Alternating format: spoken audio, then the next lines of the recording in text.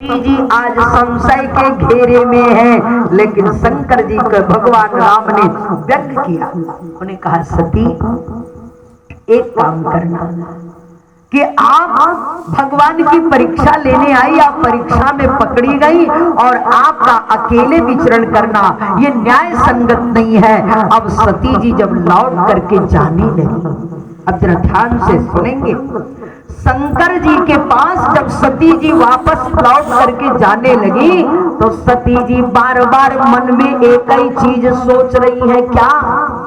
जब शंकर जी पूछेंगे सती लौट कर आ गई, परीक्षा लिया तुमने, हमारे नारायण की परीक्षा ली, हमारे भगवान की परीक्षा ली, कैसे लिया, किस रूप में लिया, मैं क्या कहूंगी? और ये सोचकर सती जी विचार करते हुए जा रही हैं। तब तक सती जी के मन में एक भाव आया, थोड़ा सा झूठ यहाँ और थोड़ा झूठ वहां बोल देंगे, काम चल जाएगा।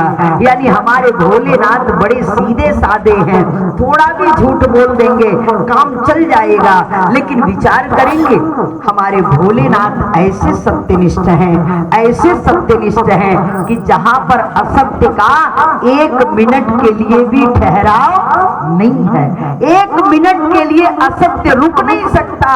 और विचार करेंगे, सती जी मन में बार बार सोचते हुए आ रही हैं और जैसे ही भोलेनाथ के पास पहुंची, शंकर जी ने पूछ दिया, हंसा। भगवान शंकर मुस्कुराए। शंकर जी ने कहा कहो सती। सती जी ने कहा क्या? उन्होंने कहा लीन परीक्षा कवन विधि। हे सती, हमारे भगवान की परीक्षा लेने गई थी ना, कथा सुना, लीला देखी और लीला देखकर परीक्षा लेने पहुंच गई। हे सती, परीक्षा लिया तुमने, लेकिन सत्य बताना, झूठ मत बोलना। सती ने कहा क्या? उन्होंने कहा कि लीन परीक्षा कवन विधि। कैसे लिया हमारे प्रभु की परीक्षा? कि लीन परीक्षा कवन विधि, सत्य कहो सब बात। हे सती, झूठ मत बोलना, सही बताना, परीक्षा कैसे? सती जी ने कहा बस कुछ नहीं, कोई परीक्षा नहीं। ने कहा क्या?